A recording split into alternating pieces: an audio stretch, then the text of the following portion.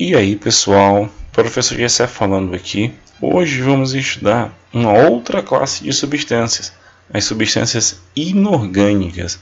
A gente fez um estudo bem longo aí sobre as substâncias orgânicas e a gente percebeu que elas são formadas basicamente de carbono, oxigênio e hidrogênio. Já as substâncias inorgânicas, elas não são ricas nesses tipos de átomos, né? Então ele fala aí, a gente tem aqui o primeiro tipo de substância inorgânica, a água, tá bom? É a substância inorgânica mais conhecida e mais estudada. Em razão de seu poder de dissolução, a água forma soluções que favorecem e viabilizam a ocorrência de reações químicas. Professor, o que é dissolução? Quando você coloca o sal na água, por exemplo, né, uma colher de sal em um recipiente com água, tá? O que acontece com o sal? Ele vai sumir. Aquilo dali é dissolução, tá bom? O açúcar, por exemplo, ele está sofrendo ali uma dissolução quando você coloca ele em água líquida. Então a água tem essa capacidade. Ela é chamada de solvente universal justamente por isso. Ela viabiliza, né, a ocorrência de reações químicas, para que as reações químicas aconteçam. Tá bom? É necessário normalmente ter um meio aquoso, um meio que tenha água. No meio líquido ocorre, né, o transporte de substância entre o meio intracelular e o meio extracelular, a entrada e saída de água dentro da célula, é isso que significa. E de um ponto a outro do organismo. A água também auxilia no controle da temperatura corporal.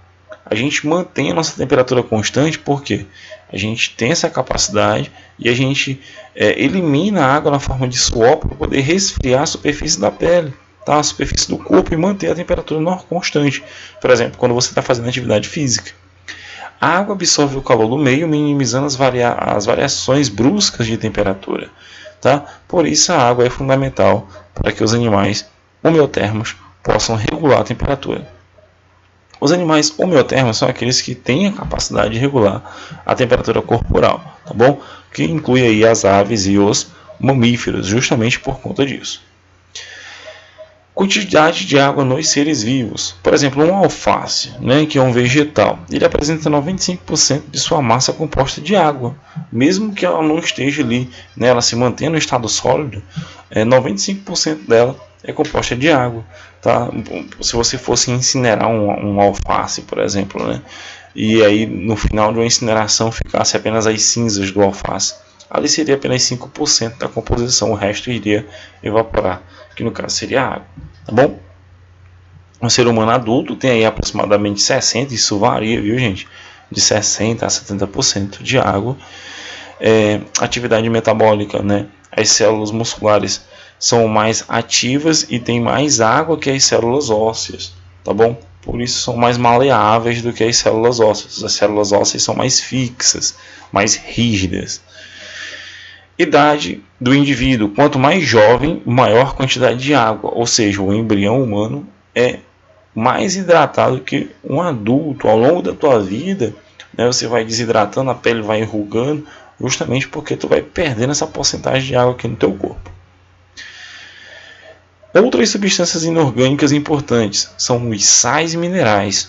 Tá? Muito falado por vocês no cotidiano, por exemplo, a água que vocês bebem, ela é rica em sal mineral, água potável, que são substâncias inorgânicas. Tu vê que essas substâncias são livres de carbono, né? Elas não têm carbono, já são outros elementos químicos. Então, sais minerais eles apresentam na forma de íons. Tá? Os íons são elementos químicos que têm carga, tá? Positiva ou negativa, mas isso não vem ao caso agora aqui para vocês no sexto ano. O interessante é vocês saberem alguns deles e quais são a sua importância. Um bem falado é o cálcio, tá? Ele participa da constituição e manutenção dos ossos e dentes, né? Toda vez que a gente fala em cálcio, a gente lembra de osso, tá? Processo de calcificação. Então, ele é muito importante. Então, aqui eu tenho todas as ações dele e a fonte alimentar: carne, leite, derivados, verduras, frutas e leguminosas. O cloro atua na manutenção do equilíbrio hídrico, né, do equilíbrio da água no nosso corpo. A gente encontra ele no sal comum de cozinha, tá? Que é o sal cloreto de sódio, que é o sal de cozinha. O ferro, por exemplo, entra na composição da hemoglobina lá no sangue, responsável pelo transporte de gás oxigênio, gás carbônico, você encontra o ferro nas carnes, vegetais, verdes escuros e as leguminosas, como o feijão, a soja. Então, essas aqui são exemplos de substâncias inorgânicas que completam aí os sais minerais, tá bom? Então, as substâncias inorgânicas também têm função reguladora no nosso organismo, tá? Normalmente tem função reguladora. Na água potável é possível que tu encontre todas essas substâncias. Aqui a gente tem apenas alguns exemplos. Você pode perceber isso no rótulo de uma água mineral. Se você olhar a tabela nutricional, você vai ver a presença de vários sais minerais. São eles aí que ajudam a hidratar o nosso corpo. A gente necessita desses sais, tá bom?